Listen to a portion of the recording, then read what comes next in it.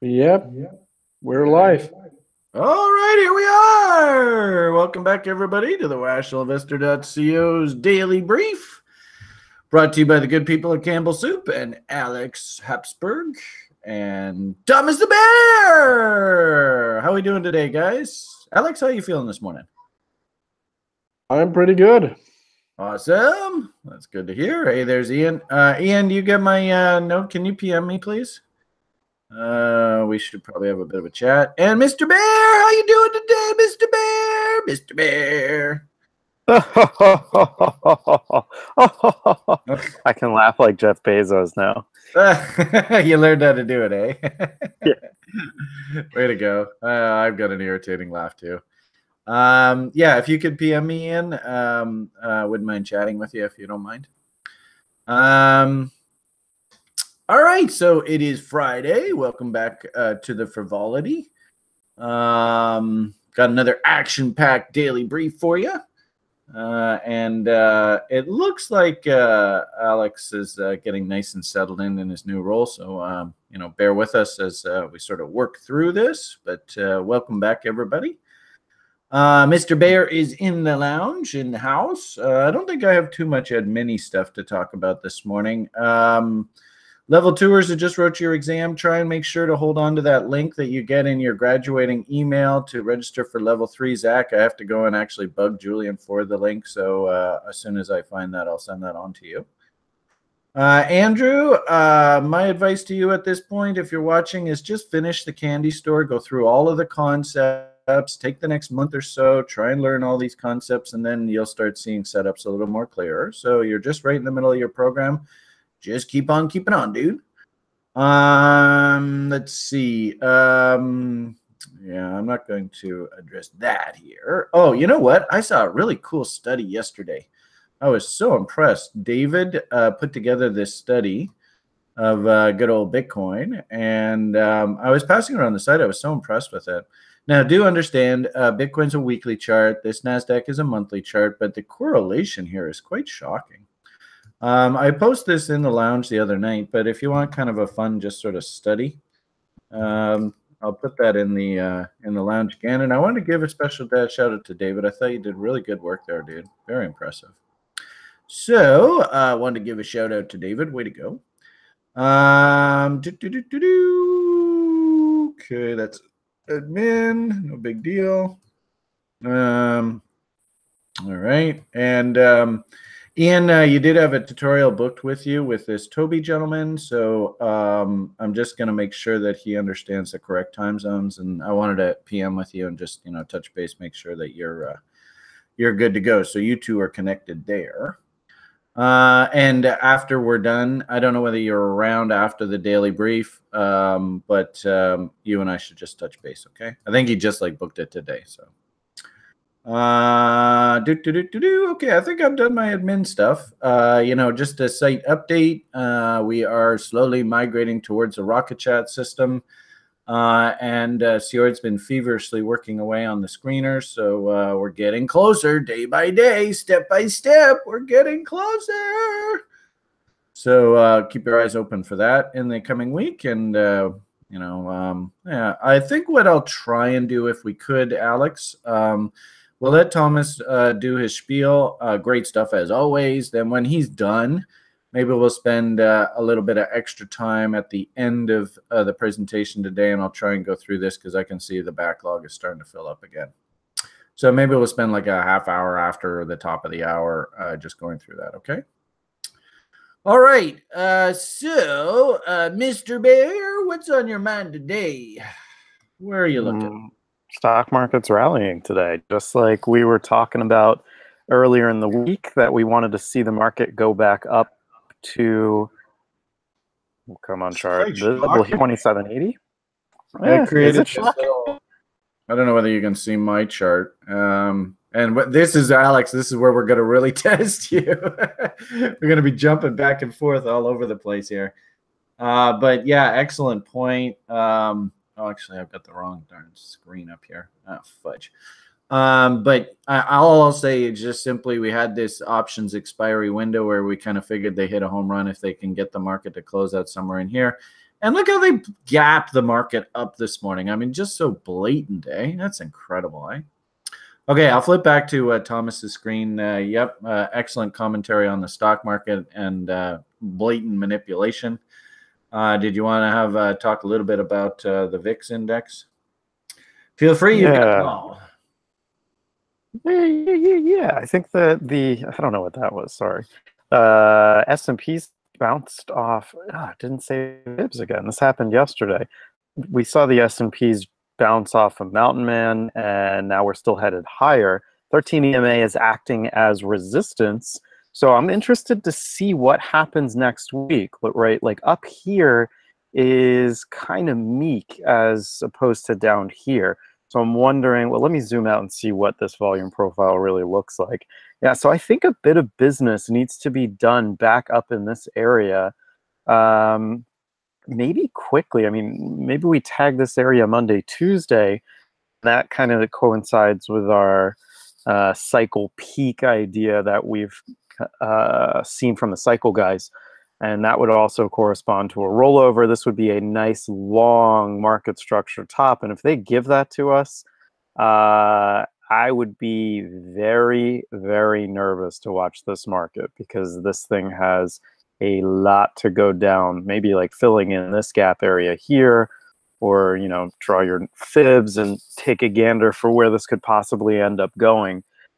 But I will turn over to the VIX because at this point, I'm not calling a top and I'm most certainly not calling a bottom.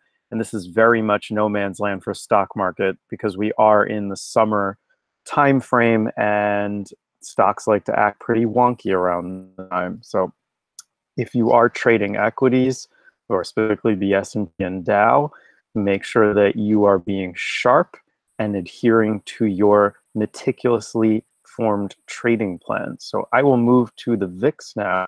And yesterday we were looking at it around the 18 handle.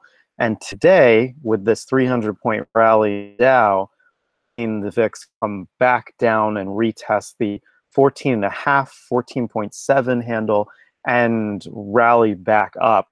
We still haven't filled in this gap. I know we like to see candle bodies close in here. You can see here this gap was filled in by this candle, but we are yet to fill that in. So I'm wondering if today we go a little bit higher, get a nice candle close into the 14.5, and maybe, I mean, I would actually doubt that calls at this point have gotten any deeper on the VIX because of the intense volatility that we've seen come into the market over the last week. I'm going to take a look at, I've been looking at the August calls and the $18 strike price, and they were $3.40 yesterday. So they were $3.40 on Wednesday. So let's see what they're at today.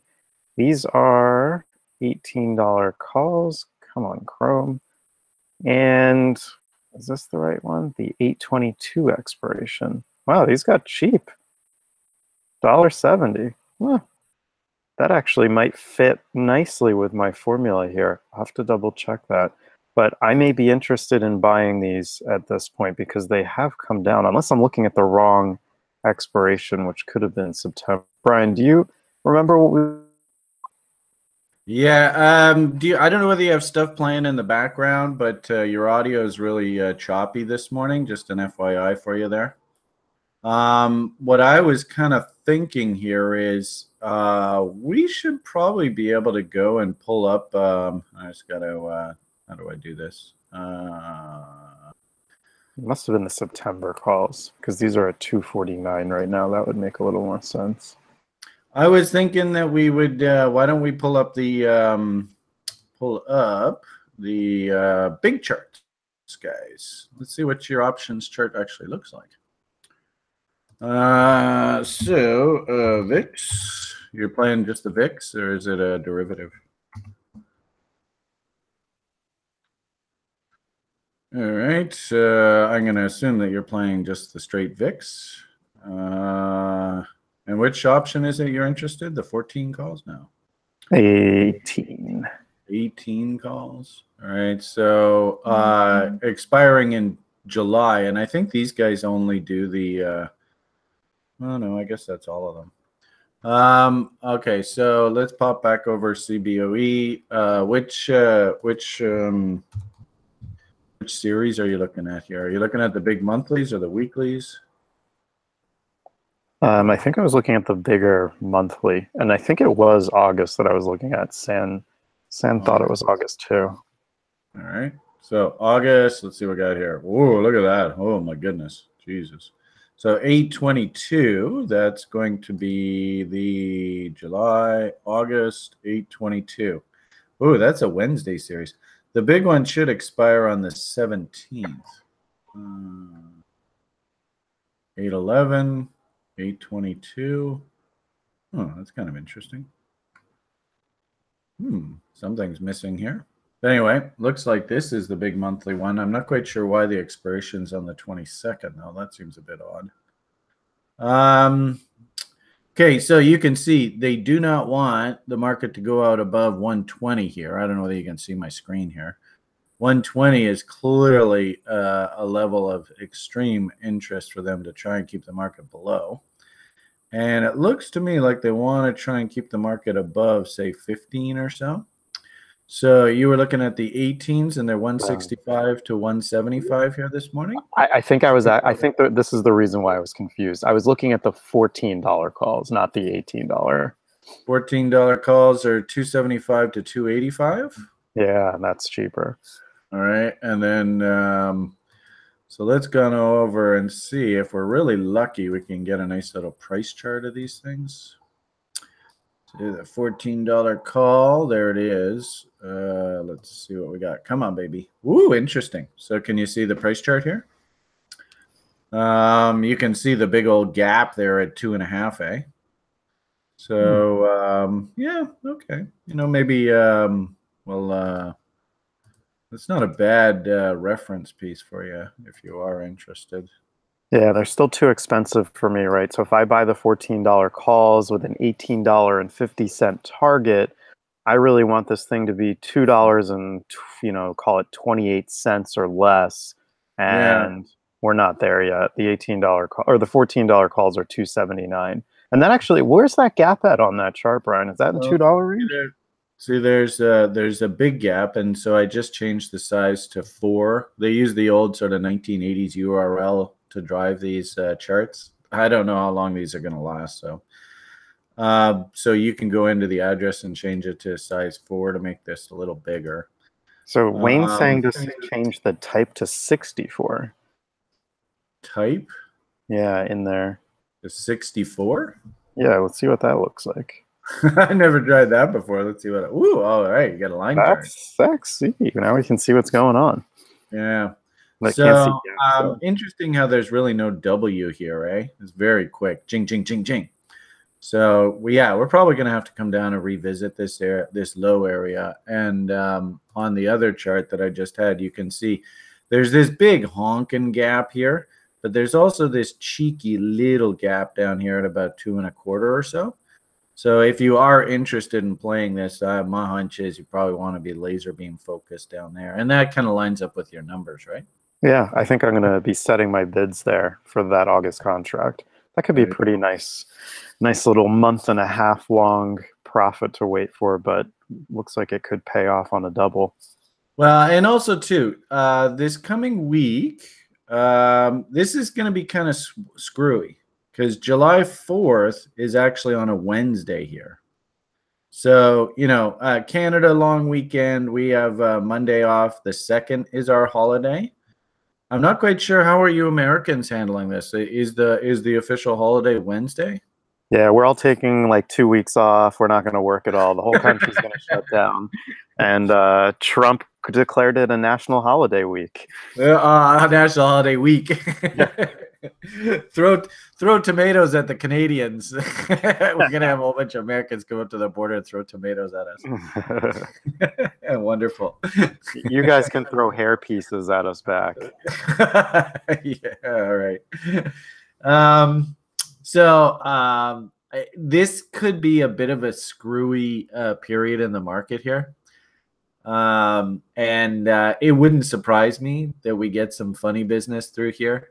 So just be cognizant of that. And then also, guys, everybody understand crypto, when it goes through long weekends, oh boy, we can get some insane volatility here, guys.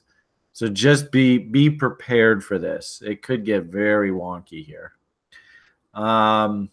If anything, we probably should just say, look at, why don't, and also too, we got the G20 event coming up on the 20th, right? So if anything, what I'm worried about here is not so much Bitcoin. I am worried about some of the other altcoins, things like ETH. They might get beat up here through the weekend. So just be cognizant.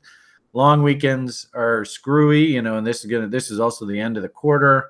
And of course, Griminator is just rocking the crude oil market. Crude, I think, made another new high today here. Grim's just enjoying it. And then also our sort of sector rotation thesis. Crude clearly outperforming relative to tech. But it is interesting that just even into the end of the quarter, tech's catching a bit of a bid here. Incredible price action in the currencies right now. Once again, the euro came down into the reload zone. And, just as I had said to you guys before, I got a funny feeling that they're trying to manufacture a bottom here. I did know that Grim did have short setups working, and I thought it was interesting. On this dump yesterday, he was like, okay, I can move my stop to scratch on my setup.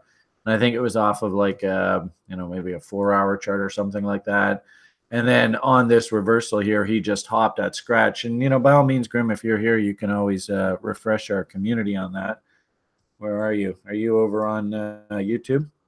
But the point of the matter here is you can see the power of reload zones, the power of gaps. This might actually turn into, on the daily charts, this might turn into a very powerful inverted empire formation now. And then if we look at the US dollar, basically we have the exact opposite happening. So we worked our way up to 38.2. A bit of job owning, nice divergences being established as we're moving to new highs. And everybody, this is a really good textbook example of a nice empire here for you. So if you want to take a screenshot of that, beautiful example of an empire. And we will get an outright sell signal on the US dollar, buy signal probably on the euro if, coming back after the long weekend, we tick through this low first thing Monday morning. So really good example of an empire there if you haven't seen one before. And let's keep our eyes open here. And if anything, maybe that finally spells a little bit of relief for the metals, because the metals have just had their asses kicked here lately, eh? Mind you, I don't really see, other than the fact that on the gold we came back against this key support level, there's not really enough evidence here for us to actually see a bottom. And of course, seasonally, this is a bit of a trap here. Usually gold bottoms, August time period. So maybe it has to flounder around here a bit and find its bottom. But I suppose, if we just talk about value, and it's interesting, Thomas made reference to value on the S&Ps. You can almost see the exact opposite scenario here where gold is actually now below value. And maybe we have to come back up. And I think, we had the death cross and all that kind of stuff. Maybe we have to come back and fill in the notch here from the other side now. Tough to say. A little bit early to call a bottom there. But if anything, like I said, let's take our cues from the currencies. And empire, inverted empire, let's keep a close eye on how this resolves, coming out of the holiday weekend. Complete manipulation in the stock market. What a surprise. Grim's rocking in his oil trade. Rock on. Gold's still relatively weak considering how strong energy is. Makes sense. Our sector rotation thesis, the Fed's raising rates. The Fed thinks that the economy is really high.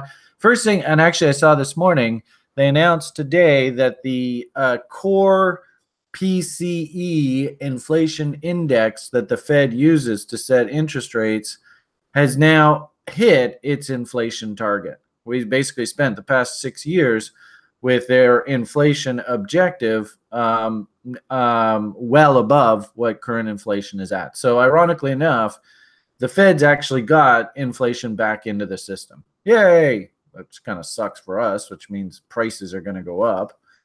But the long and short of it here now is the Fed still has the green light to continue raising rates. Now you could argue that they are at their sort of objective. And ironically enough, their job now is to now start slowing things down. Go figure. So it looks to me like everything's just marching along, business as usual. I'd be really interested, and I'll be sort of keeping an eye out through the weekend.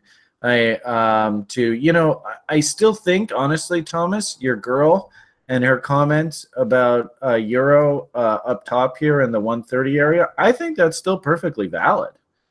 And if anything, I got a funny feeling a trade setting up here. So maybe now she finally gets vindicated. That's a beautiful looking. That's going to be a triple bottom now.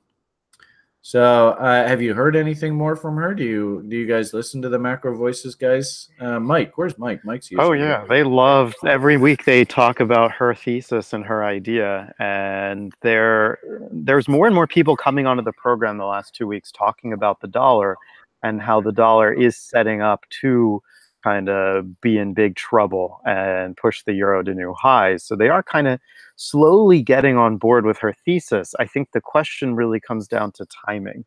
I think that's very much in question. Her explanation as to how she expects the events to roll out and the exact timing weren't exactly clear. So I think it's hard for any analyst to really give a good, accurate time frame prediction, right? I mean, most of us can say we got good old TRI and the damn charts. Right, of course, but that's going to be the downfall of any analyst, is trying to put in a time frame to predict something to happen. So I think she purposely stayed away from that. But if anyone listened to the Macro Voices podcast today, there's a Russian gentleman by the name of Sergey. Oh God, I'm terrible with proper names. I can't remember the guy's last name, but essentially he's responsible for the idea of teaching the importance of de-dollarization and why having the dollar as the reserve currency is essentially allowing the United States to commit financial terrorism. So he's advocating that all the major currency, like Russia and China, get off the dollar standard, because the United States can do whatever it wants with the money supply and kind of just hold funds in limbo as it wants, because the US controls the SWIFT system. But the guest that they had on today was also talking about the potential for the dollar to unwind, but they don't think that de-dollarization event will happen for around a decade or so. But I mean, that doesn't correlate with what our girl Juliette de Klerk says. She thinks it's probably going to happen by the end of this year or later part of the year and early next year. And I think that would kind of make sense just from what we're seeing in the charts. Let me get this off here, my girl. But yeah, I mean, totally makes sense. And they're still on board with that whole idea that it's in the back of their minds, right? Because she has a lot of credibility with the Macro Voices guys, and she has gotten a lot more attention since she's been on the program. And I'm almost curious to see, to understand how these guests that have come onto the program have evolved their idea of the dollar based on what she spoke about nearly a month ago. Because there were a couple guests that they had on who are historically dollar bulls, and they are switching to dollar bears. And it's just interesting to see all this unfold, because maybe it was what she spoke about, or maybe this really is becoming more and more obvious to the analysts that watch the dollar very closely, that, hey, something's not right here. This thing is looking very heavy, and we need to position ourselves accordingly. So I think that's something important to keep in mind for anyone who is involved in a direct dollar trade. And I think this is great information for you guys. Is we sit and listen to these analysts. I think the Macro Voices guys is great content. Then let's take their thesis, and keep in mind, fundamentalists, they openly say that they don't know how to time markets. So let's take their thesis. If we see, we listen to analysts and they make the bullish case for euro, bearish case for dollar. And then all we do is we just patiently wait for the charts to tell us when to act. I think this whole experience that we've seen around the U.S. dollar here over the past month or two. Ironically enough, according to our principles, actually, it's very normal. Nothing really out of the ordinary is going on here. We had a big bear slide, and you can see on Thomas's chart. All we've done is just bounce to the first stop target. This is exactly what's supposed to happen. And you can start to see the divergences starting to come in. And really, one might argue, I don't know whether I would be actually looking for new lows on the dollar. I think right now, all we have to do is maybe you can just leave the screen on. Right now, we're just looking at your volume profile menu. I think you're sharing to everybody right now. So just an FYI. Gotcha. So all we really want to do, and the problem here with the dollar index is that you're not really going to get volume profile levels because there is no volume data. Right. You might want to change to the futures DX1 exclamation mark, and then that will give you the futures data. I don't know whether they print volume on TradingView though. I can't remember. Yeah, there you go. There's your volume. So, do you want to wait for Thomas's cokehead to roll over there and put in that nice confirmed M before you hit this thing? Yeah, you could. It'd actually be interesting to see how his cokehead is thinking about euro right now. But long and short of it here is when I saw this euro chart, especially into that most recent announcement about the euro curtailing their bond purchasing program, yada, yada, yada, and the way the market could not break to new lows through that, that was sort of a little hint to Brian that, hey, something's not right here. And now it sure looks to me like this thing's trying to turn. So we'll see. Only time will tell.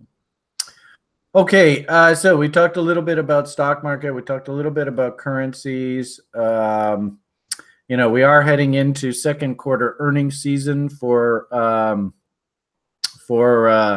stocks, and kind of like what Thomas is showing on your screen there. A lot of these short proxy ETFs have left gaps. The VIX index gap. If we look at the S&P 500, there are gaps to the upside. So my hunch is that through the holiday weekend, heading into second quarter earnings, we should see a little bit of a reprieve from the outright selling. People will stop talking about Mr. Trump. They'll stop talking about interest rates. They'll concentrate on corporate earnings for a week or two. Actually, it's interesting. Leave that chart on the screen, please, sir, if you don't mind. Just don't. Just stop. Nope, there he goes. Now he's doing something else. Wait, I'll leave it on. I just want to bring up a Dow to Dow transport. It's because I'm looking at this FedEx chart. And that's right, because they often say that FedEx is an excellent leading barometer.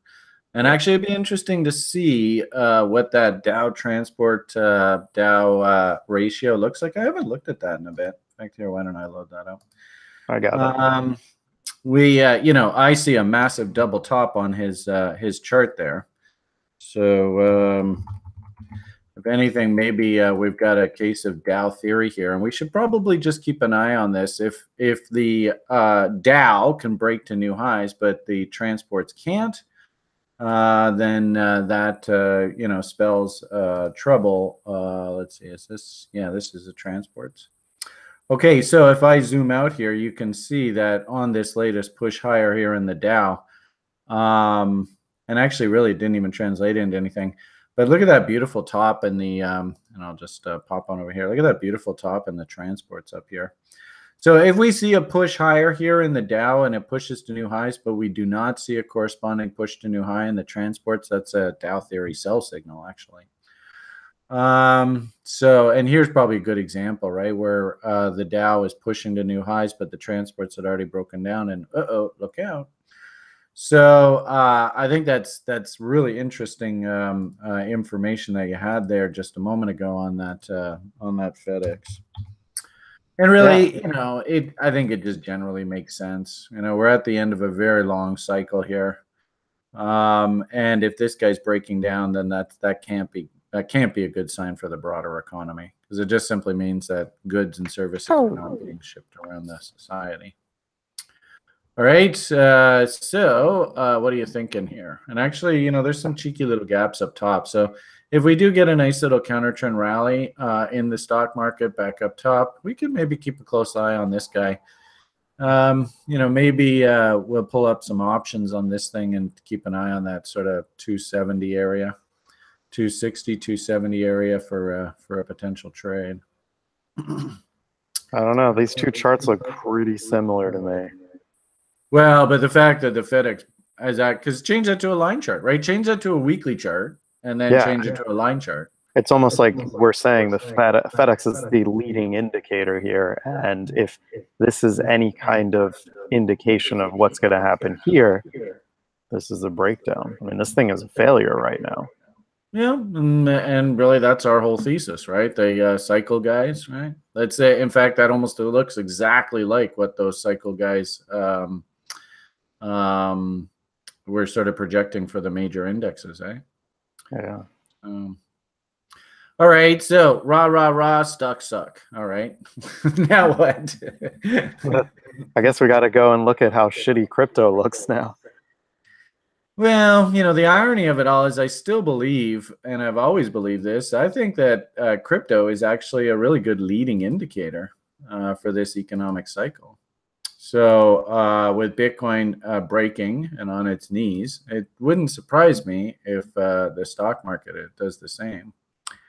It kind of sucks out, and I put out a tweet just the other day suggesting that let's see, where the hell is it? It's one of these charts. One of these charts is not like the other.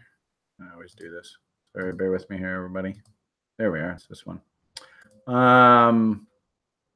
This daily coil is still just coiling away here. I honestly have no idea which way this momentum's going to break, but whichever way it does break, that's probably going to be our direction for the next foreseeable while.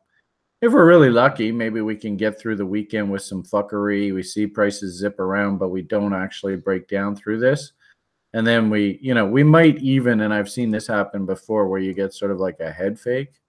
So just be cognizant of just the fact, are we not sharing the right screen? Alex, who are you displaying to the world? There you are. Thank you. This thing is still coiling, right? It's still building. And actually, that's a really good comment. Wayne says shorts are coming off on the COT reports. If you have a screenshot of that data, I don't know where the Bobo's around, but if you have that data, that would be kind of cool to see. And keep in mind, that's as of last Tuesday, so there'll be a new report put out this weekend. But over the shorter term, what I'm worried about is this still looks very megaphony to me. And like we said, coming into the holiday weekend, it was a little okay. What are we showing on YouTube? What are you guys seeing over there on YouTube? We got Thomas's screen. We're still on Thomas's screen. I'm showing Brian's. I don't know what's happening. Yep. All right. Well, there it is. Okay, we're good now. All right. So expanding highs. Usually the third test of the megaphone top is your trade. So it makes sense to me that, hunting shorts through here wasn't a terrible idea. This was an extremely choppy period last weekend. I remember Thomas was telling us that this was a tough trade. Lots of FU moves, trying to wash the market out both sides. And it was funny because, we were sort of talking about triangles and stuff yesterday. And usually triangles resolve about 2/3 the apex. So I was watching this, but this triangle went right to the very end. It was quite remarkable, really. And I literally was left for Liam because Thursday is Liam's day. So I left for Liam, and I come back to, fuck me. I was kind of hoping, for whatever it's worth, sometimes when you get these consolidations that literally go right to the very end of the triangle, sometimes it turns into a bow tie, and we end up actually trading in the other, a duplicate of the triangle, but clearly that's not the case. We lost those lows. And if anything, what I have to be thinking now, of course, is probably, you know, bearish bots and stuff projecting or sort of stair-stepping our way. And keep in mind on OKCoin, right? That is that level right there that, you know, you liquidate me, I liquidate myself. That's still floating out there. And interestingly enough, that lines up with the bottom of the megaphone. So don't be shocked here, people. You know, and Thomas and I were sort of chatting a little bit before we started this. I know there's a lot of people, like when I put out that tweet yesterday about which way do you think this thing's going to break, we're coiling. And a lot of people were like, oh, yeah, up. Okay, this is it. This is the bottom. And we can't make that conclusion yet. And it sucks. I mean, I want to be a bull. I want this market to go up. I want to make money from being long all my shit coins and stuff. But until this son of a bitch actually turns up, we just have to sit and wait. And it can be really, really painful to have to go through this. You know, if you want to just sort of have a keep yourself honest tool on your charts to tell you which direction the broader market trend is the 9 and 18 EMAs. And you can see they are still bearish. You know, it was interesting how we got some people were commenting that this was a dragonfly doji and, you know, maybe this was a reversal. But according to this bearish bot, right, basically we should be looking for like 5,100. And then couple that with I had put this tweet out a month or so ago. And I had simply said that looks like I got rid of the levels. Oh, there we are. A, B, C, D. We've been watching this forever. Takes us down to this 4,700 area. You see where the bearish bots target is 5,100, and a new little M came in on our Williams percentage R indicator. So, you know, I just do not see a lot of, you know, anecdotal evidence that we have bottomed yet. I just don't see it yet. I'm sorry. That are you screen sharing Wayne's link there? Yep. Yeah, that's kind of cool, eh? And actually, is this the report that that Bobo puts together? Yeah, it's Rob's. Okay, yeah, cool. Okay, so I gave you my 2 cents on Bitcoin right here. What do you see, Mr. Bear? I can't disagree with you. I just don't understand what spreads are doing here. We got this thing's like popping out of its backwardization, but I don't see any reason for this thing to start shooting up. It's concerning, right? There's really nothing here on the daily, on the hourly, even the 4 hour. Let's see what that looks like. I mean, potential coming in here, but boy, does this look shitty. I mean, if I were going to play this on a 4 hour, I mean, the problem is I don't have a nice divergence on the bearish side to be working with. But if you ignore that, this just looks like it wants to go up, retest the neckline, and then roll back over again. And that's kind of the only thing we've been doing here is just going down. And it's torturous, right? Like, this is really going to test our patience. How long can we endure this for? And the bounces to the upside have been less and less and less. And we just keep going down and down and down. So I can't touch this on the long side, and I can't even enter a short here either. Like I said yesterday, I don't have any positions to take. This could very well shoot up and then shoot back down, and this is very wishy-washy trading. And like Brian was saying earlier, we had this candle here at about 1 o'clock in the morning. I mean, this was pretty intense. You went all the way from 5,800 all the way up to 6 grand.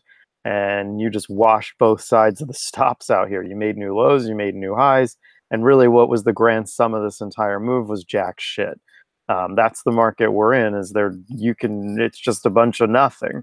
You're gonna get chewed up and spit out here if you're not playing this the right way. And that's why I was hands off yesterday. I'm still hands off today. The 30-minute chart, I mean, maybe I could play some of these lower time frames if I wanted to. It's too washy. I don't like what I see still.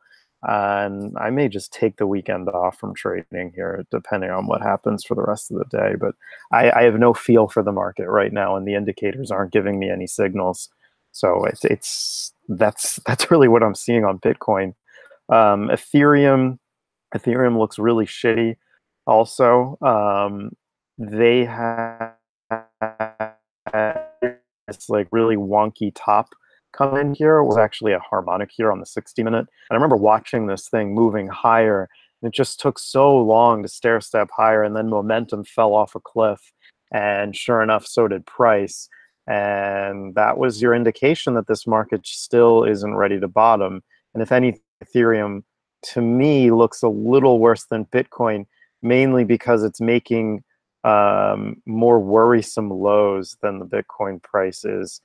We've dipped below, almost below 400 on the forwards chart, and I wonder what spot looks like. Let's take a look at that really quickly on Finex. Finex did not go below 400 either, but that's not to say we can't do that going into the weekend here. There is bullish divergence working. It is confirmed here, but I don't see any market structure to work with. Willie looks like it's almost oversold. I think I got that right. Yay me. And you got it. Woohoo! So, I mean, if this does come in, it might be messy, and it might be just like this next couple hours candle comes in and put this W in. But to me, that's going to look almost like a V bottom if it doesn't elongate and put in nice market structure. And we all know what happens when we put in V bottoms, and that just sucks because we can shoot up into this range, but then roll back over like a dead dog. I don't know why I use that analogy, but I apologize for that. So here's that same candle that we saw in Bitcoin, where we shot down and just as quickly shot all the way back up. And I was pretty interested in this candle here. I was watching this in the 1 o'clock in the morning hour, and I'm thinking, you know, this is interesting action that we haven't seen for a while. And I'm thinking, well, if someone was interested in buying this thing all the way down from 401 all the way up to 420, is there any potential that this is someone positioning themselves on the 3-month contract? And I saw a lot of positioning happening down here, but I was looking at the DOM and I saw way more positioning happening up here on the short side. So I'm really starting to get anxious about this 3-month contract, because I think more and more players are positioning themselves on the short side here for this 3-month contract. And I mean, unfortunately, that would kind of correspond with our idea that bear markets last a really freaking long time, and we're not out of the woods because we don't have a reason to be finished with this bear market just yet. And you look at the daily, and just now we're starting to flirt with this first line of support at 5,800 that we had alluded to earlier last week and even earlier this week. And then the next line of support isn't down here until 4,900, 5,000. So lose this level, and to me it looks like this is the next area on, 4,900 is the next level on Bitcoin here for a potential reversal to come in. Why is my chart locked?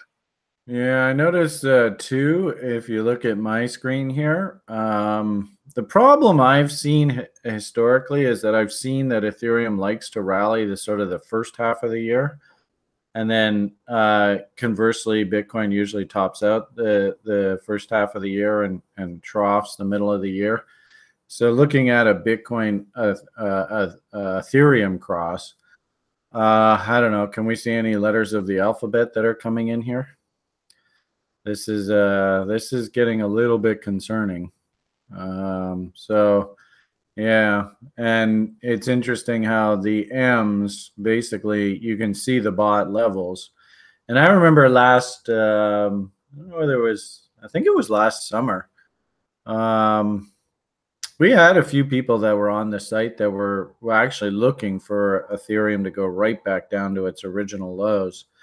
They got a bit caught off guard with this sort of dead cat bounce, but it's interesting how this bearish bot now is going to take us back down into that original bottom there. So ironically enough, of the two, you know, Bitcoin may lose another 10, 20%. But this guy here, I think this is where the risk in the market is right now, is these guys. So yeah, good points on Ethereum. You know, the fact that it broke that big, you know, green dildo low there, and you know, basically that's a AB equals CD that's trying to form there. Nasty, nasty stuff, that's for sure. So you know, we can't push a chain, right? We all want this market to bottom, but you know, if anything, you know, this is where the value in this place comes in, is just you gotta cool your jets and you gotta let this damn market bottom before we can go, you know, screaming face rip bull. We're just not there yet. That sucks, but we're just not there yet. You know, I'll be over on OKCoin hunting setups. I might even entertain strapping on this on OKCoin through the futures. See if I can get in on this bot. But yeah, looking a little tough here again. And if anything, you know, testament to your patience and discipline. If you are a crypto enthusiast, you are a crypto bull, then all you got to do is just sit and ride this out. Keep your powder dry as much as you can. You know, great to see guys like Joshua just banging off doubles, playing the shit coins. Just, you know, such a pro. You know, keep building your Bitcoin balance with the little doubles that you can book on the altcoins. And you know, with regard to you know, Bitcoin rallying and the Bitcoin bottom, it's just not here just yet.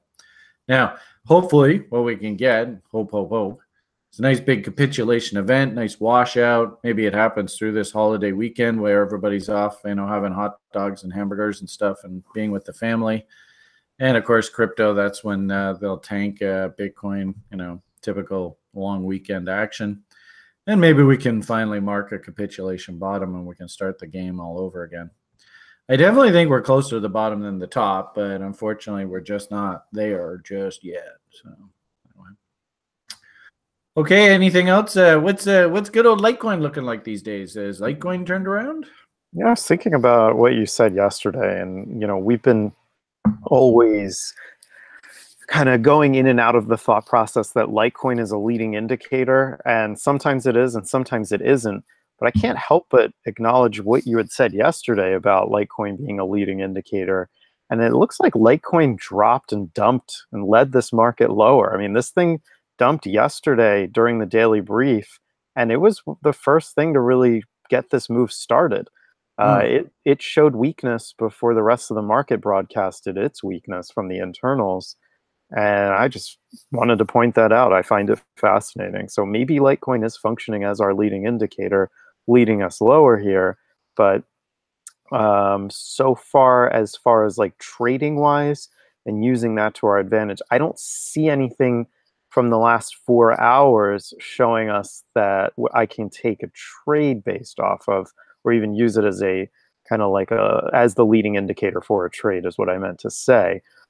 Sure, this looks a little more tidy than it does on Ethereum and Bitcoin, but no doubt about it, these candle bodies are below here, and this still doesn't have any lookings like a market structure. It's just blech. Something like blech. Just blech. Sorry. That's it.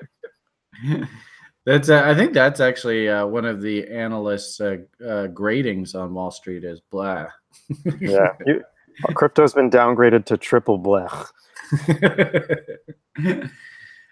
We jest. I know there's a lot of people that are going through a lot of tough times right now, so please try and have a bit of a sense of humor through this, guys.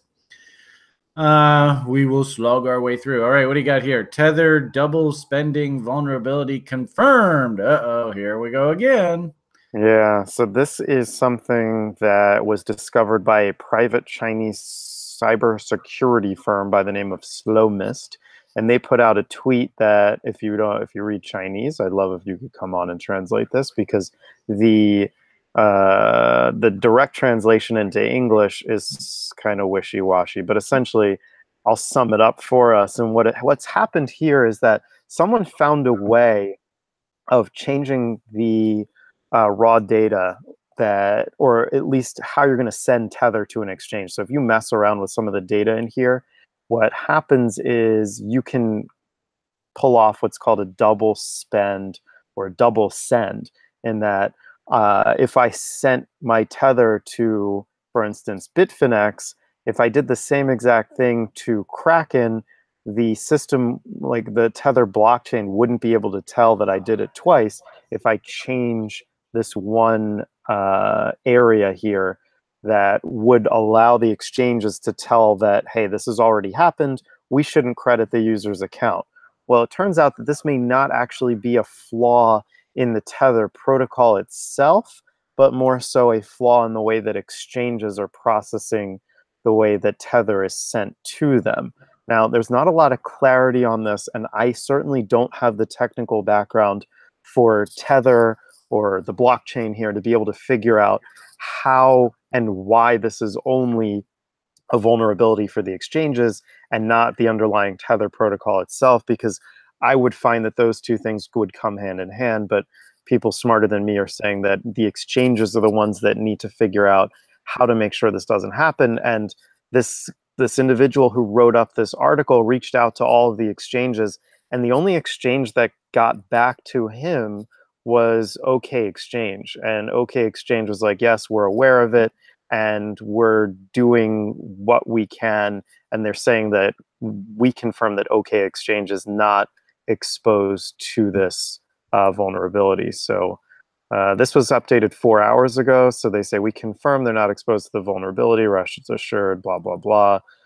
Slomis found this loophole, and they just kind of discuss what it is. So I don't know if this poses any risk to us in terms of users and the Tether that we or may not be holding here, but just be aware that there could potentially be an issue with an exchange crediting your Tether going forward if you do plan on putting a lot of it onto an exchange. All right. Thank you for the wise words of wisdom, sir. And of course, the soap opera goes on. Yeah, Tether's always making fun. Okay, update on any stink bids for whatever it's worth, guys. You should probably be aware. I did go and pick up a little bit more of the THC this morning on a stink bid. Oh, hello. That's a nice treat. So I got filled this morning at 7:01. So my little stinky stink was right down at this level here. Oh, it's good to see that we got a nice little double bottom came in through that. So, as I've repeatedly told you guys, when these things come back down against their lows, oh yeah, you can see where my stink bid is. When these things come back against their lows, good old Brian's going to be in there working his bids. And I did a little nibble here this morning on this guy. So just an FYI on that one. And one name that totally kills me, and how ironic. Of course, now, and maybe this is a function of this space building out, but, we had talked a little bit about this MCO and its big run-up, and I had bids working off Kavarkanator levels. And it turned, oops, actually, I'm sharing the wrong screen, aren't I? Alex, did you catch that? See, this is where Alex would totally save me. Am I presenting? I don't know whether I'm presenting or not. I hope I am. Oh, right on. Thanks, man. So here, and ironically enough, this is actually the way the normal historical stock market sort of works, respecting Mountain Man levels. So here is a great example of the Mountain Man level getting tagged. I'm not going to change my bid. If she does come back down into RLZ here, actually now right against the original market structure bottom, I'll pick some up. But if I've missed this, then, so be it. But it's just such an interesting anecdote of the power of Mountain Man in the market. And if you were trying to time, setups wise, I actually did like what I saw through here. You'll notice as the market was coming down into the Mountain Man level, you can see the divergence was building. You can see Willie got stupid, really beautiful W in OBV. And then, basically the acceptance of this level and moving back higher. So Didn't get my fill. I'm still working my bid down here, and it's just such a great anecdote of you never know in the market what exactly is going to happen, and a really powerful testament to Mountain Man. Any alts that you wanted to chat about this morning, or shall we leave your commentary at that for today, Mr. Bayer? I have no alts that I've been watching to buy. I've been just kind of trading, or at least I was been trading Ethereum, Litecoin, and Bitcoin on margin because, well, altcoins, I haven't been shorting them and I haven't been buying any that look particularly interesting to me. So right. That's it. And by all means, that comment into itself is probably a very good anecdote that, the market's still very, very soft right now.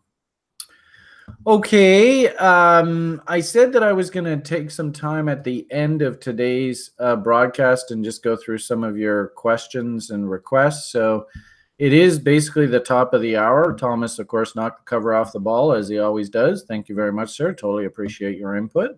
Always a pleasure. Thanks for having me. Yeah. So I don't know whether you are going to be around, but I guess the next time we'll see you is Monday, maybe? Yeah, Monday will be great. I'm going to actually hop too and go pick up that beer I was telling you about. All right, go have some fun. We will see you on Monday morning, and if any of you are sort of done with the overall commentary, you've had enough, that's great. As I said, I'm going to spend probably about a half hour or so just going through your ideas here and just, commenting on them. But by all means, thank you very much, everybody, and great job as always. Okay, so let's dig right in. I think the last we talked a little bit about Wayne's option idea. I remember that. It was a pretty good idea. Not bad.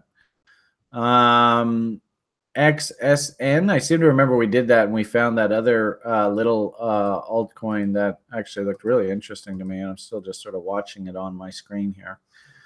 And the great part about these kind of markets, if you're just stepping in and working bids and getting fills, Joshua's just absolutely oh, you got a double already, way to go, Wayne. Fucking A. Josh was in talking a little bit about just banging out doubles on a regular basis. What I've kind of noticed is that Trex has kind of gone like dormant. Obviously they're playing the regulator game, so the pump and dump guys they've moved away from Trex. Seeing a lot of things like KuCoin, Cryptopia. I saw a couple of trades on Yobit where assets are popping and stuff. So for those people that are interested in flipping these things, I actually think that there's a lot of impetus to be concentrating on things like Cryptopia and KuCoin, stuff like that now. So maybe add that to your sort of thinking going forward. 3 great ETFs for stock market bears. SPY, well, that's just the S&P 500 index. SDS, so let's see what you got here. SDS. ProShares ultra short, so this would be sort of the opposite of the SPY. And same old logic here. If you did want to participate in this, try and hunt reload zones. And heading into the second quarter earnings season, I wouldn't be surprised if there is a little bit of bump up in price. And of course, we talked about the options expiry and the way they manipulate prices around that. Could this thing come back down against these key support levels, fill in that gap? Absolutely. You actually see that we have a bearish divergence here working, and it's now been confirmed on this SDS. So I would be inclined to just let this thing settle out, let the divergence play itself out. Maybe Willie has to come down stupid over the course of, middle of July, beginning of August. That's typically when stock markets give us the absolute best shorting windows. So let's keep an eye. It's getting close to an interesting level. I would just say, literally 37.74. You can see a line in the sands, 36.96. So we're only talking about a buck or so difference here. If you wanted to, because we're like, gee whiz, end of the cycle. Recessions market usually loses 50% of its value, blah, blah, blah, blah, blah. If you wanted to actually just go and dollar cost average and just slowly accumulate this thing over time, I really wouldn't have a problem with that. You want to try and time your purchases to try and maximize capital gains. And the time that you're in the market, I think you got to let this price momentum divergence play itself out. But on balance, like if we look at this thing from like a weekly chart, this, us hunting along ideas in this space right now, I think makes complete sense. And the sad part about it is this thing will jump up, and that's when the retail public will get interested in this thing.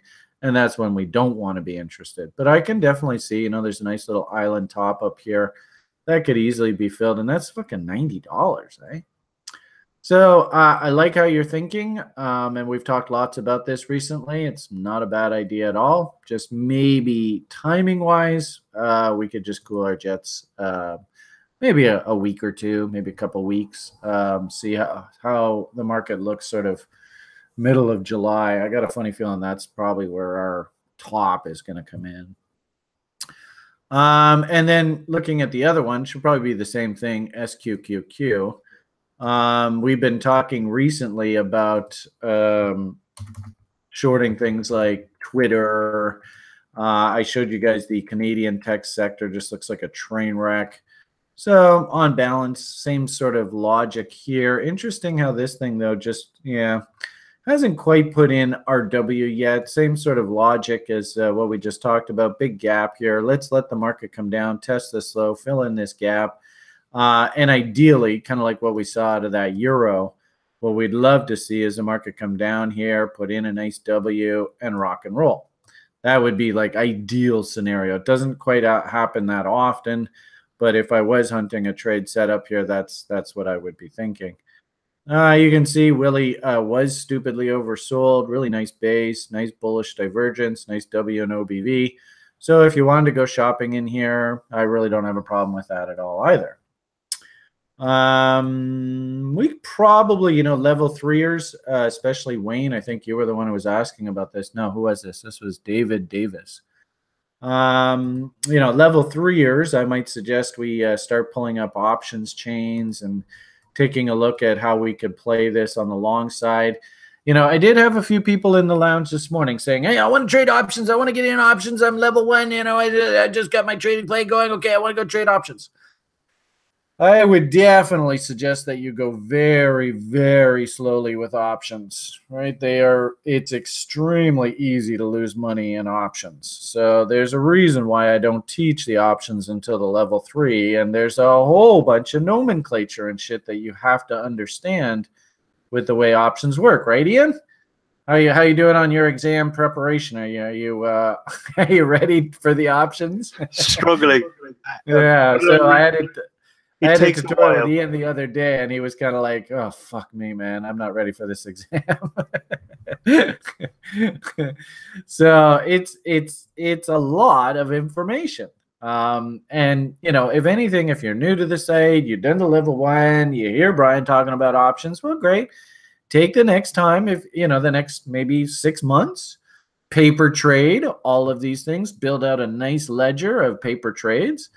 Then by the time you get through to the level 3, you've already done a whole bunch of trades, and now you can start filling in the blanks with why the options act the way that they do and all the various different characteristics and understanding things like black skulls. And there's no reason that now, and keep in mind, the market's not going anywhere. The market will always be here. Are there going to be great options trades 6 months from now, a year from now, 2 years from now? Of course. So, if you are relatively new to this game, and I did see a couple people in the lounge this morning asking about that, my advice is, okay, we'll take the next 6 months as you're working through the education program and paper trade the shit out of this stuff. Create a log, create a ledger. Everybody at level 1 who's done this knows exactly what your trade log should look like. And get yourself to the point where you have, taken and completed and passed the level 3 course so that I know that you know how to behave yourself in the market when it comes to options. And then I think you're ready to start throwing some money at this. Kevin says, I had a dream last night that you gave me almost a B. Oh, no. But remember, you got to get an A to pass the exam. All right, so let's keep moving forward. Interesting shorting ideas. I don't necessarily see trade setups developing here yet, But I definitely think we're in very attractive area. And, you know, for those people that have done options, we could take a look at TRI, SOFs and stuff like that. Okay, let's keep moving on here. GNO or PTOY, supercomputer or pharma stuff. Up to you. I know we have only one wish a day. But Thor, you're such a sweetheart. I definitely will give you two. I miss you, dude. I always love talking to Thor. He's such a great guy. Now, just because I love you so much, that doesn't necessarily mean I'm going to sugarcoat this. If this thing looks like a train wreck, I'm sorry. Oh, shitty. Yeah. All right. Well, you know, our basic thesis, and really I think it makes complete sense, is, you know, M's and W's, of course, of what we want to see for trades. I think maybe there was a nice W that came in here. Man, I see a lot of FUs on this thing. I don't know how many coins are out here. I do like the idea that we are below value here. And we did trade to a new low. So, you know, they went and explored the lows and put in a base here. And basically, that's exactly what we've done here is we just worked our way back down to the base. It looks to me, according to Sen, like we actually have a gap right here. So, you know, this is the kind of thing where if you wanted to do, you know, Nanny Nibbles, Joshua's gap hunter, all that kind of talk, I think there's a level right there that you can work with. And also it looks like it gapped on this day as well, but I think that's a down gap. So I think, you know, there is the original W, boom, boom, boom, with a gap, boom, boom, boom. And then if we zoom out, you can see how we came back against that level in through that sort of, remember the May 2 or April 420 event. We did have a bit of a rally, but because this market is kind of a piece of shit, unwinding the insane nutso bull that Bitcoin went through, we're just not seeing a lot of traction in this market. Nanny Nibbles, yeah, I can believe that, but the problem here is, you know, typically the profile wants to look like a parabola. So if we see that the profile is that thick up top, and what we probably should do is change this to a log chart. Oops, that's not what I wanted. There we go. So if we look at it from a log chart perspective, you can see that if we look at the profile like this, if we had just an even distribution of this trading range, we could trade all the way down to 0.004 there.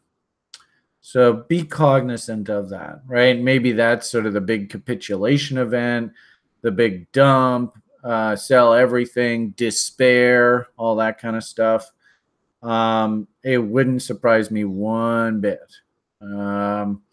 Also, too, if we maybe we, you know, dump through this tail low here into that area, sort of your final capitulation. That really wouldn't surprise me, guys. This is a shitty market. It sucks. Don't get me wrong. The great part about it is, you know, if you have patience and you have discipline, you can see, interestingly enough, when this market does bottom, I will be just basically saying, all right, what are realistic upside targets? We don't know exactly where the bottom is, but we can see where the top is right now. And just on sort of reload zone conversations, you can see it's way up here. So I don't really have a problem nibbling off of tests of low ends of the ranges. You know that I like to do that.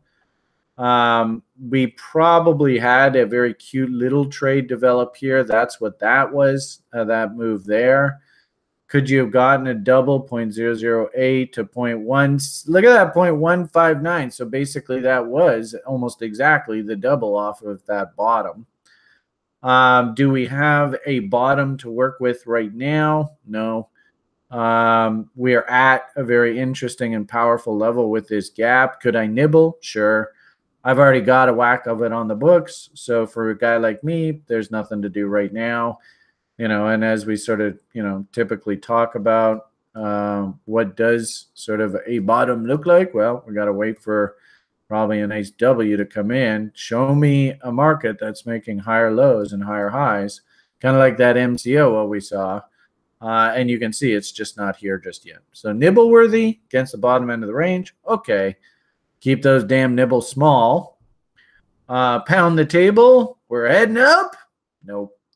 And of course, 1330, yeah, moving average relationship. You want to keep it really simple and wait for that to turn back up to tell you that it's trending. You can see they're just not even interested in the bull side right now. And unfortunately, guys, I don't mean to be rude, but I think we're going to see a lot of charts that look a lot like this. It's not going to be fun right now. PTOY. Boom. Gee whiz, same sort of thing. So again, the April lows. Actually, this was December, right? Oh, so there is that 420 event bottom. You know, same sort of thing. If you could have hunted any kind of longs through here, 1442, there is basically the move to 2,900. 28 and change would be the double.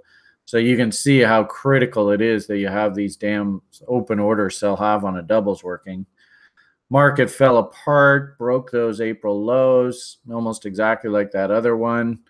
I don't know whether there are any gaps here to work with. I don't think so. So what that means is we're probably just using this key low as support and this key low as support right now. So you can see the market tried desperately to bottom off of that low, couldn't do it. You can see they really tried to put in a nice bull div. And this is what's fascinating about this whole space, guys, is that this asset's just drifting. Everybody who loaded up because they loved this story back here, well, all they've done is they've just brought price right back down to the bottom of the range. And of course, you look at the profile, you can see that we are below value. So again, just like I said with the other one, could I justify taking nibbles off of the bottom end of the range? Sure, we're below value. OBV still looks healthy. Is this a pound the table? We're heading up. We're trending higher? Nope. And really, all we got to do is just sit and wait. If you did take a nibble, well, just make damn sure that the bet size is very, very small because there just is no bottom here just yet. And my hunch, just like we said just on the other one, we got to start seeing this sort of WE type action. Give us a W with higher highs and higher lows, and then we can start getting bullish again. Of course, you know, moving average crosses. This is the kind of stuff that we want to see out of the moving averages, and you can see that they're just not doing anything right now. Maybe we get a cross like that. So, unfortunately, both of those ideas, nibble worthy, right against the bottom end of the range. They're throwing the baby out with the bathwater. Have we put in the bottom yet? No. You know, is this a pound the table? Time to load up? No. Okay, are there any websites for Bitcoin news? Which one does the TRI team use? Well, usually what I do is I like to follow this news aggregating service. They don't do a lot of Bitcoin news, but when they do, it's fairly popular. And actually, it was really cool. Somebody had put out a Bitcoin piece on this, and this is like Market Watch CBS. This is the old, CBS. It's interesting when networks actually had a lot of power, 10, 15 years ago even. This was like, CBS, Market Watch, CBS, rah, rah, rah, rah, rah. Nowadays, you don't even see reference to CBS, but I like to follow these guys for the broader market news headlines. They do quite a bit of Bitcoin articles and crypto articles, but they're very overviewy. People posted a couple of sites in the chat there.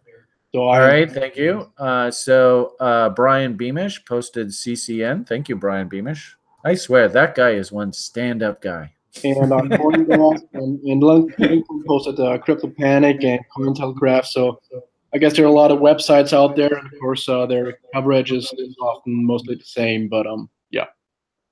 Thank you, Brian. That was awesome. And Brian's got an accent now. Jeez, it's incredible how Brian can flip back and forth like that, eh? I'm just kidding. Great job, dude. So Alex gave us CCN. This is a resource that you could refer to. So actually here, why don't we even, just in case this person doesn't see this, this is for, oh geez, I can't even read that. God, I'm such an old man. I got to get glasses. How does that say? Rad Fun. Rad Fun. All right. Rad Fun. Whoops. Oh, isn't that interesting? So I guess I must have had it defaulted to smaller. So Rad Fun. Oops, that's Read Fun. Let's try Rad. I did it again. Rad Fun. There's one there for you. As well, I see that Lincoln has given us these guys. Ooh, look at this one. Now that's impressive. No idea what I'm looking at. I guess these are all like crypto headlines. Wow, very cool. I swear this Lincoln guy, man, he is one smart cookie. So, thank you, Lincoln. What else we got here? We got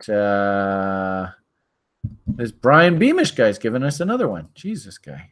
Yeah, he is. He's either really smart or he is a real pain in the ass. Coin Telegraph. So there you go, Rad Fun. There's a bunch of fun sources for you to check out. So I hope that helps. And by all means, all of you guys, if you want, oh, that's the same link. Crypto Panic. Oh, isn't that weird? What did I do wrong there? Crypto Panic, and then, oh, Coin Telegraph. I'm sorry, guys. Gotta remember, I'm not the smartest guy around. Okay, so there's 3 different sources for you to play with. And of course, like I said, I like to follow these guys. In fact, if I'm not mistaken, I think they even have like a crypto tab here. I've done it before, but I can't remember how I did that. Anyway, surf around here, have some fun. But I like to use these guys as a news source. CoinDesk. All right, Alex. Alex is just bringing it. Thank you, Alex. Okay, where are we here? And we might be here a while, guys. I'm sorry. If you've had enough of Brian's blabbing, have a great day. You're not obligated to stick around, but I would like to try and get through all this. Can you take a look on the card report data? Anybody have any idea what this gentleman's referring to? Card report data? Maybe COD reports. COD? Oh, okay. Yeah, that could be. All right. And actually, it was really cool. A bunch of people were posting Rob's COD report. He put this spreadsheet together himself. And isn't that pretty? Damn, that's a nicely produced report. I'm not quite sure. Oh, okay. This is Bitcoin price. And actually, what I really like about what we actually had a meeting with the boys, and the question was, how do we handle CME data, CBOE data? Do we aggregate it? Do we do them separately? And I guess what he's looking specifically at here is the smart money, right? He's calling it the managed money report. I'm a little surprised, Rob. If you watch this later, I think it would be a good idea to include the small specs in here. And then that way, what we should see is the large specs and the small specs do the exact opposite. As well, there is, I noticed that one of these, like I think it's bar chart, is actually now plotting the COT report data for Bitcoin, which I thought was really cool. I don't know whether you access it this way or not. I can't remember. cryptocurrencies? Are they putting it under? There it is, Bitcoin. So they're actually calling, and then interesting, they've got both of them separate here. So we can look at CBOE, and then we can look at CME. So they're actually calling Bitcoin a currency. That's interesting. So they've got this data here. That's pretty interesting. The problem with the COT report is it's supposed to tell us what industries think. Because keep in mind, has anybody ever heard me say this before? Who is best going to know about the prospects for any particular industry? Who's going to know? The people that work in the industry. Who's going to know what the trend for gold prices is going forward? How about the people that are in the mining business of mining gold? Silver, same thing. So, you know, our real incentive for using the COT report is to try and figure out what the commercials are up to. And then, of course, interestingly enough, what usually happens is the commercials want to position themselves, and later on in our education program, we teach you this idea of price risk versus basis risk, and why industry hedges and what their ultimate objective is. And that's too long to get into a conversation today about. But the point of the matter here is, at the present, because Bitcoin is relatively new to the scene, you notice that the commercials, who are basically this red line, it's a 0. So that basically means that industry itself is not participating in hedging here. Why? I don't know. Do they prefer to use the OKCoin forwards contracts? Is it just simply a function that this industry isn't big enough for people to actually be actively hedging? I don't know what the answer to that is. Obviously, the product is relatively new, and so it's going to take some time for this to evolve and build out. So a big problem with the COT report right now is a major participant in this report is missing. Having said that, we should just basically glean from this report that whatever the large specs, whatever their position is, that's generally what the direct call is. And sadly, of course, the small specs, they're almost always wrong. And so usually they take the the emotional, the side that feels good. You know, if you see a big double bottom working, right? Usually, and then of course CNBC's talking about how wonderful whatever market it is, blah blah blah. Then the public comes in and buy, but usually they're buying at the wrong time. So it really shouldn't surprise us that when we look at this report and we look at this image, and we don't have the small specs on here, but on balance you can see these are negative numbers, meaning that institutions are short. And then if we go back to these COT reports, you can see large specs are this dark line, small specs are the blue line.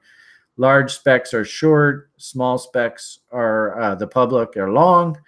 Interestingly enough, we'll know that this thing is bottomed if this thing puts in a nice sexy W here and industry's starting to cover their shorts. And I heard some people on the site this morning saying that, hey, the institutions are covering their shorts, which is good, right? That's a positive sign. And if anything, that's sort of what this W is here, right? We had a maximum minus 886. This low here, minus 892. So that actually went to a new low. So if anything, what we need to see is a test of this low and then a turn back up to actually give us a W. I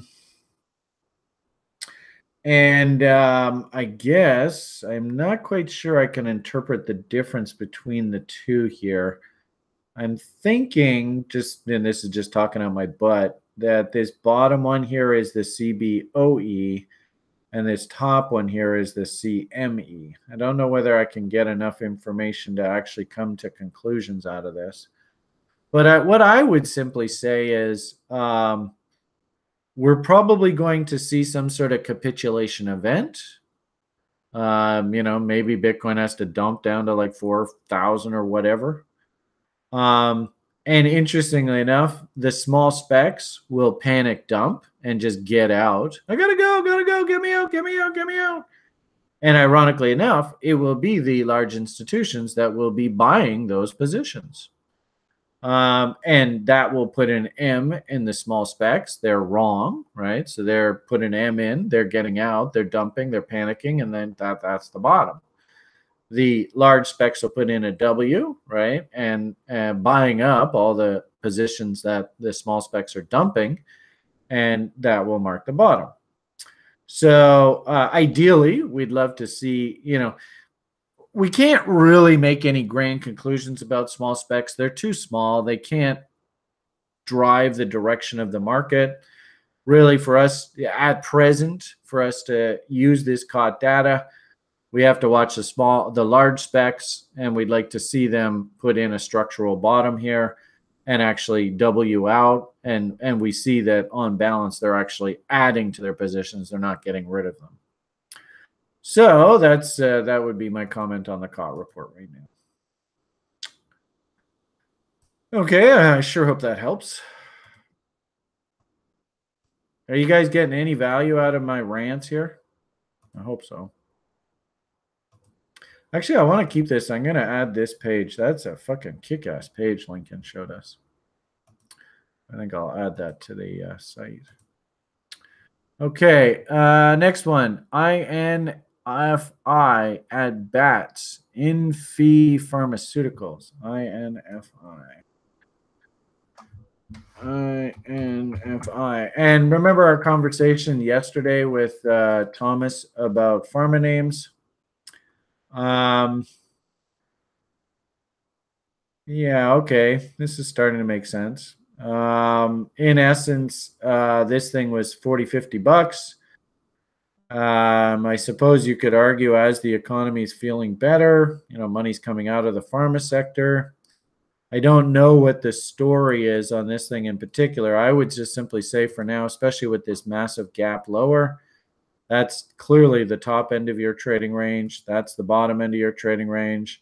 And right now we're kind of sitting just sort of in limbo, right? We're not really overly bought. We're not really overly sold. Hogue hates trades at these levels. We're just sitting here right in the middle of value. So I don't really see anything here, Raf.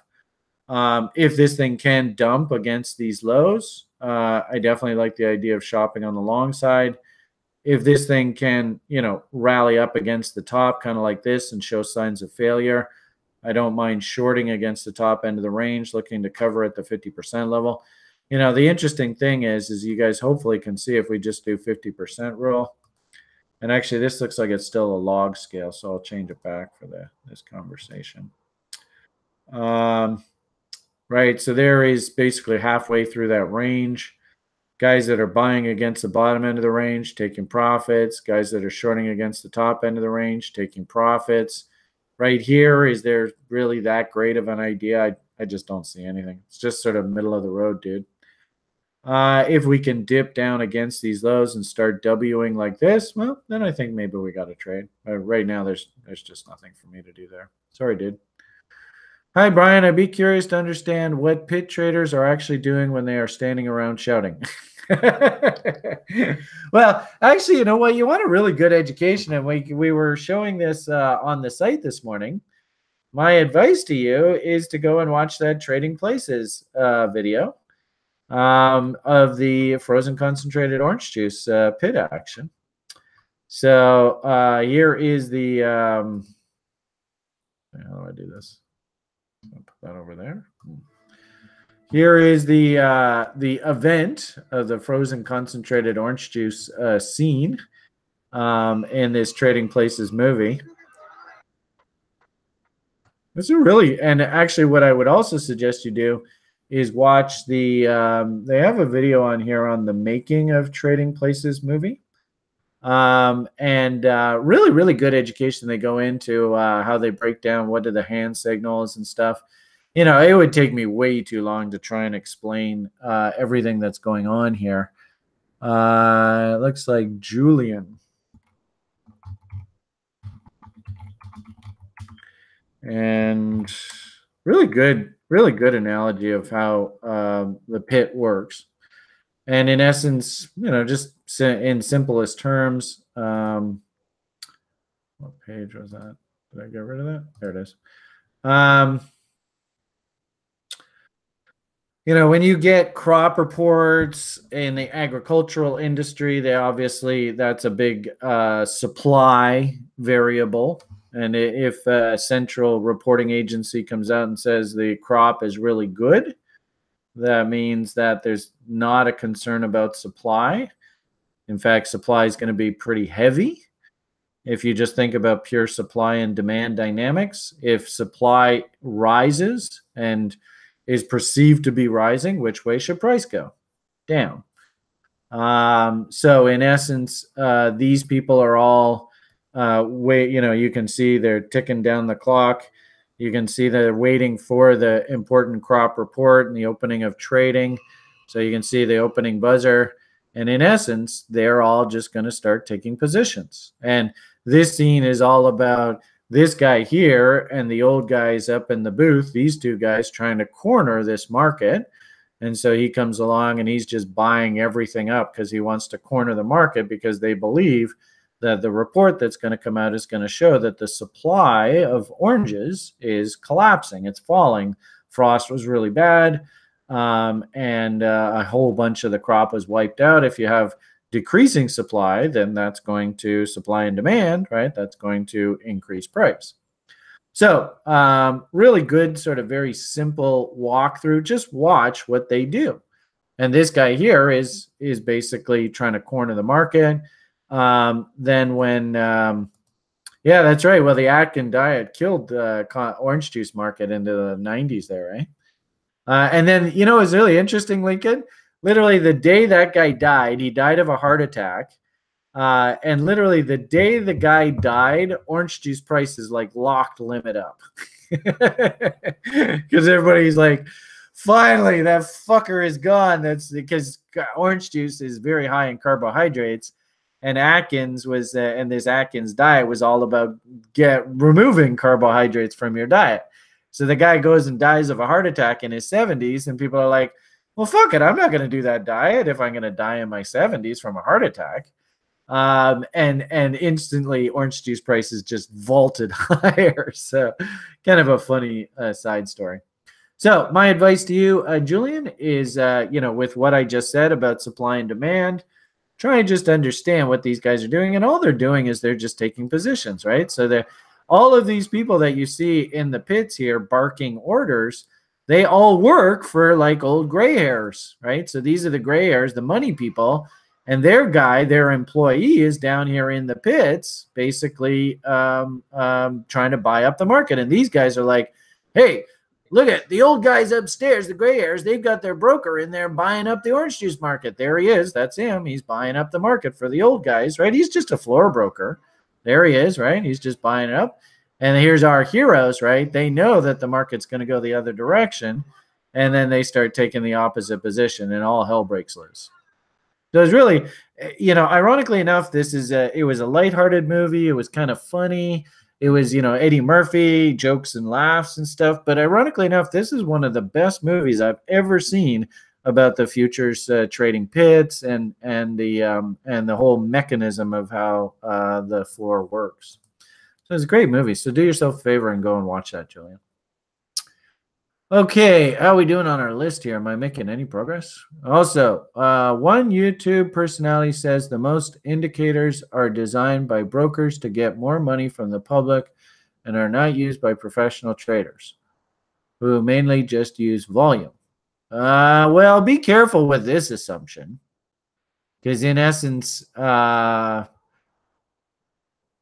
I don't necessarily agree with just use this volume, but kind of like what we were seeing on the video, there are a lot of floor traders that just simply want to follow the smart money. And if they see some guys trying to corner the market, buying up in size, where's our guys, the floor brokers, these guys, right? There are people like this that will just simply ride the coattails of the big guys, right? Volume speaks volumes, as we said before. But at the same time, too, I used to know guys in the pits that did not use indicators. And you might argue that volume in itself is an indicator. It is a function of the price discovery mechanism. And they just trade purely off of levels, things like fibs, right? Mountain Man. So to a certain degree, Julian, I used to know floor traders who would just simply trade off of fibs. And that's why I gave, the 61.8 fib level, the Mountain Man name, because that's all he traded. And he hated indicators. In fact, we often talk in the level 1 program about how there are a lot of pure priced enthusiasts who don't like using indicators. They actually say that indicators are lagging information. By definition, an indicator does nothing more than it looks backwards. It doesn't look forward. And, Mountain, he used to say, I don't want something to tell me about the past. I want something to tell me about the future. So you're absolutely right. But how does Brian sort of deal with this? Ideally, I want you to try and have the highest probability of success. So this is where we come into this idea of 3 reasons for a trade. Now, I know a lot of guys in the pit that will use things like fibs, volume profile, and maybe like gaps. Those are all trade location tools, levels. I like, and I've seen the most success in the market with people who try to combine different tools, reasons, from different schools of thought. So I love trade location. But generally, we want to have 3 unrelated reasons to consider taking a trade. All 3 of them just being trade location tools, I don't know if that's enough for me.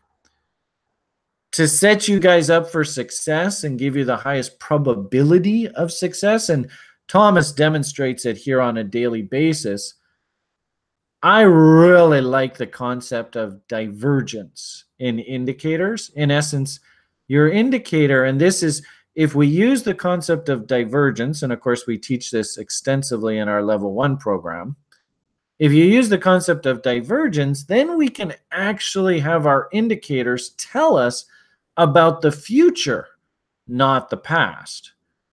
Exact opposite to what, all those classic indicator haters think about indicators. I hope that makes sense. So I would prefer that when we come into levels, we look down at our indicators and we see signs of divergence, i.e. the market is stronger or weaker than what price is leading you to believe, to just try and help you increase the odds of success. Because keep in mind, we are statisticians by nature. Nobody's ever going to be right 100% of the time. It just doesn't happen. Everybody's going to be wrong every once in a while. As a trader, you have to get used to that life. And if you can't handle that life, that's where we build like little old lady Nanny Nibble's approach, where you don't have to get really stressed in getting stopped out. But that doesn't mean the little old lady Nanny Nibble doesn't sit underwater. She can sit underwater for quite a bit of time. Remember, she's busy at Canasta. She doesn't really care about watching the screen 24/7. So if we want to try and stack the odds of success as much as possible, I love levels, Mountain Man, right? Volume profile, gaps, horizontal support and resistance, moving average levels, whatever. Couple when price gets to that level with an indicator that's giving you signs of divergence, wow, then you really start stacking up the odds in your favor. It may take a long time for you to see this, Julian, and that's okay. I mean, I've been at this game 30 bloody years. It took me a long time to realize this. I try to teach you guys this, and of course you can buy a course and stuff. And hopefully what ends up happening is I lay out the ingredients nice and clearly, but you're going to have to go through putting the miles under your tires to actually see how relevant and how important it is to have your indicators indicating divergence at those levels to increase the statistical odds of success in your trade. And then lastly, I would just simply say, anytime I go into a trade, I like to know exactly my entry point, exactly the point at which if the market trades to, I know I'm wrong and I have to get out. Because remember, half of this job here of traders is capital preservation, and you will be wrong. I have, even in this Bitcoin space, watched one gentleman in particular who would not admit that he was wrong with his thesis, and one trade literally blew up his account. You cannot let that happen. So if you are going to quote unquote trade, then that means you have to define where it is you're wrong and preserve capital and get the fuck out. And then finally, based on where you entered versus where you're going to admit that you're wrong, that will, by definition, 2-to-1 risk reward at least, actually define where it is that you can start thinking about taking profits. And the best way to try and build that tool for you is this concept called market structure. Whether it be trading head and shoulders patterns, whether it be trading triangles, whether it be trading M's or W's, whether it be trading fractals, whether it be trading specific type of candle patterns. That's sort of Brian's magic third reason, is I'd really like for you to have some sort of structure around your trade. So hopefully that helps answer that question. And remember, this is all just purely about statistics. And really, the whole reason of 3 reasons for a trade, and we want them to be unrelated, is I just simply want you to try and stack the odds as much in your favor as possible. As you go through your trading experience, and we sort of showed it here this morning on at MCO, as you go through your trading experience and you get more and more comfortable trading and you can handle blindly working orders at levels, then you can start considering things like this Mountain Man trade. Where the hell is it?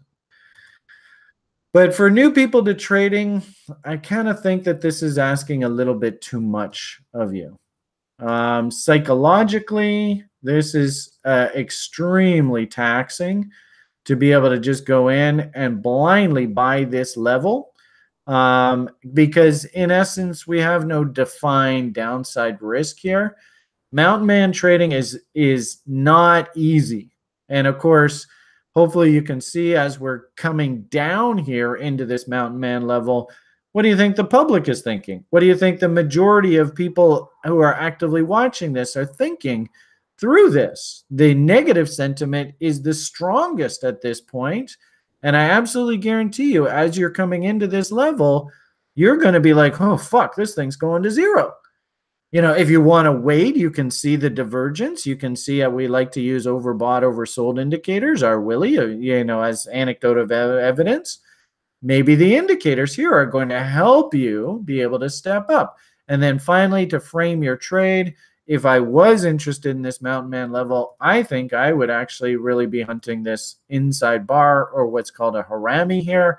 And that wasn't a bad little signal. But this is now location, indicator divergence, and finally some structure to help us frame the trade. Maybe you didn't get the best level as Mountain Man. And as you progress in your education, if you'd like to start just trading Mountain Man levels, you know, there's nothing wrong with paper trading that, but this is extremely high anxiety just hitting that level. So really, if anything, the whole reasons for 3 reasons for a trade is I'd like you to try and keep as much hair on the top of your head. I'd like you to try and keep your natural hair color versus going white or gray. And this is all about trying to minimize anxiety as much as possible through the trade process. Okay, wow, that was a big question, but I had to take some time and directly answer that.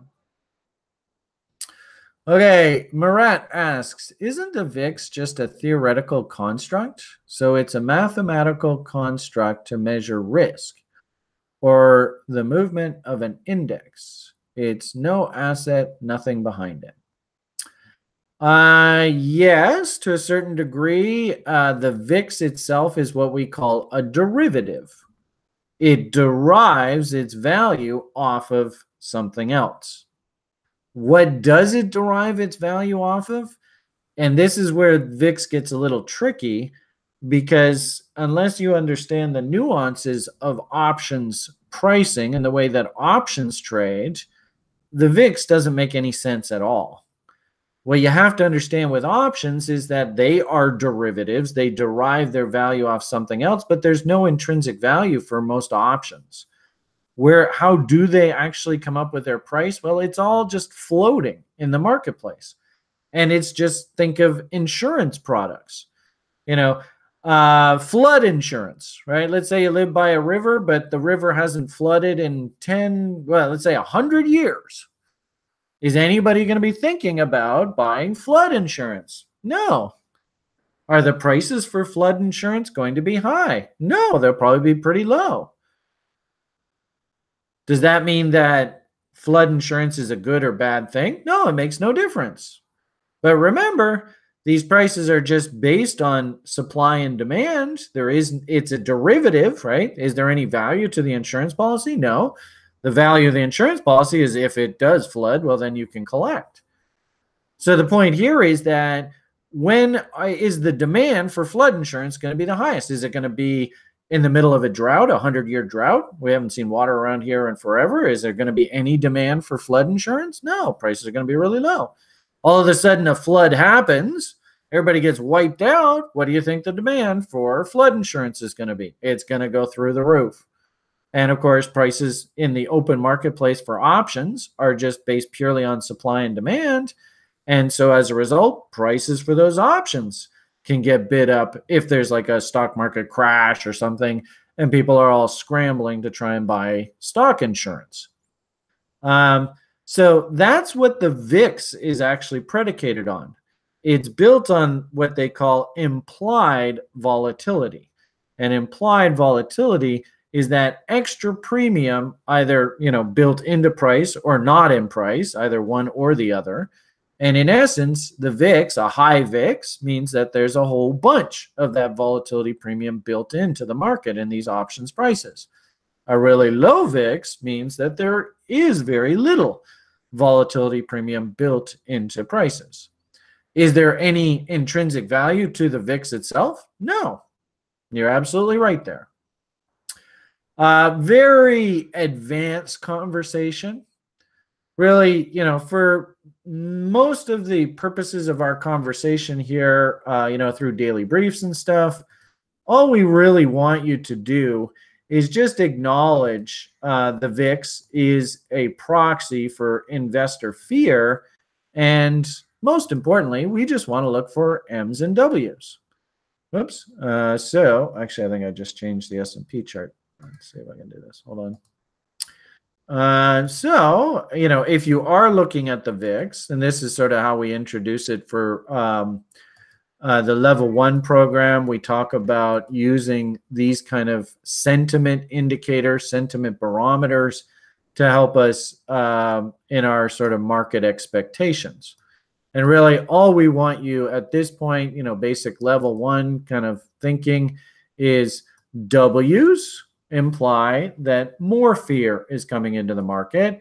Option prices are being bid up. And then conversely, M's means fears coming out of the market, and so option prices are getting driven down. Good time to be thinking about market tops, just as the low prices in the option premiums are starting to perk up. Fear is coming into the market. Bad time to be thinking about market top, and if anything, good time to be thinking about market bottom when you see fear coming out of options prices. And so, of late, does it make sense? We're kind of thinking the market's toppy if we see the VIX is putting in W's. Does that make sense, guys? I hope so. And the good part about using sentiment indicators is these can be an unrelated reason for considering taking a trade. Works very, very well. In fact, quite often, especially with the level 3ers, we go to the derivatives market, the options market, to vet our ideas that we see elsewhere. And if the derivatives formulas match what we're seeing in, M's and 50% rules and divergences and indicators, blah, blah, blah, blah, blah, then that's further validation that, yep, we're on the right track. And there's a whole bunch of math and stuff that we use to try and figure out if derivatives prices are attractive. Okay, sure hope that helps. That's another really big question. And really the bottom line here is just hop yourself into the education program. By the time you finish the education program, you will understand this better than 90% of the public.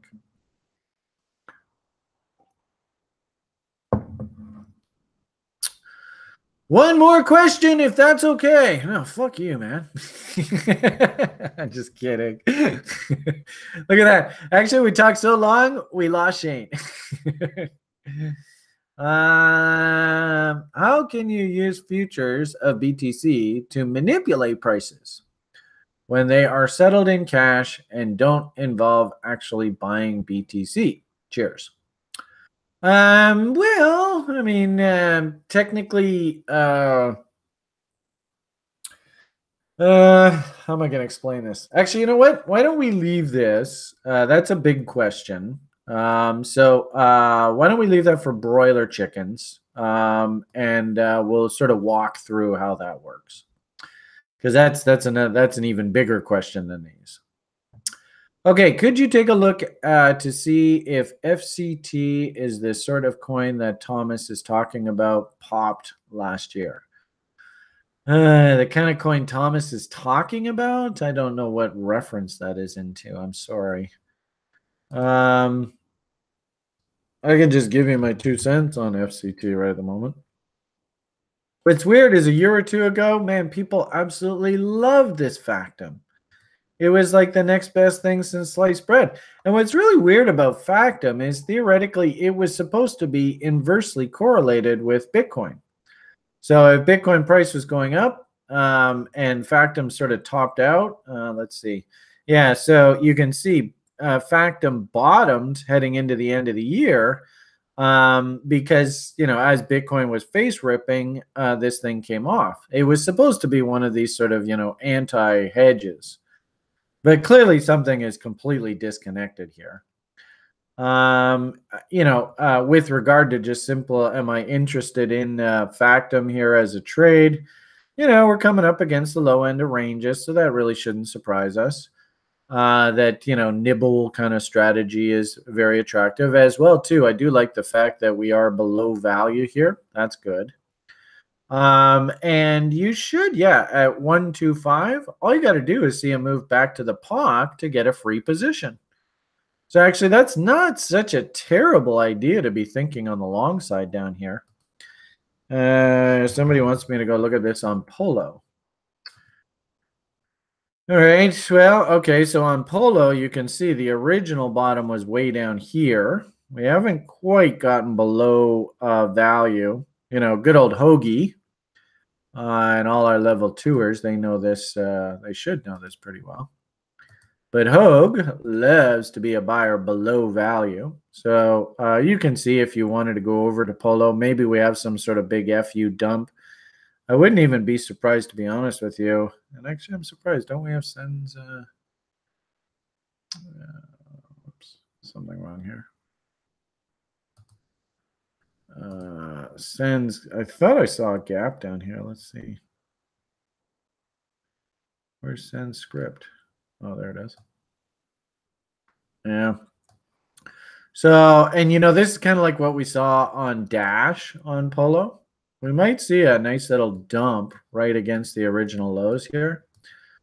I don't know whether I see any gaps down here. Actually, it looks pretty clean, so that's good. There's a bit of a gap right there, but that was filled in. So, oh, there you go. So do you guys see this gap right here? So that's definitely a level.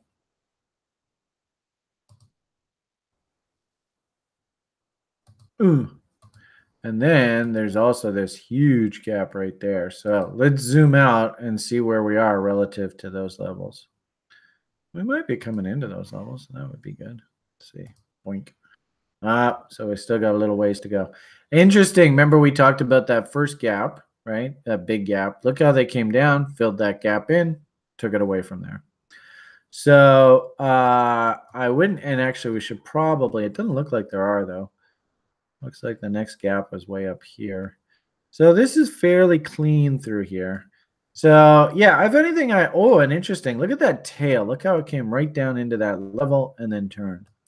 So my hunch is you want to look for a floor on Factum. It looks like it's right down in this area. Remember, there's Hoagie and his value trade.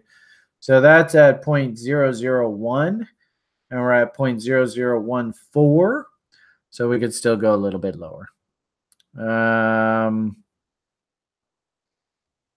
San says Factum is a notary service, really. So that's interesting. I wouldn't mind hearing. What's your thoughts there? You got a microphone, dude?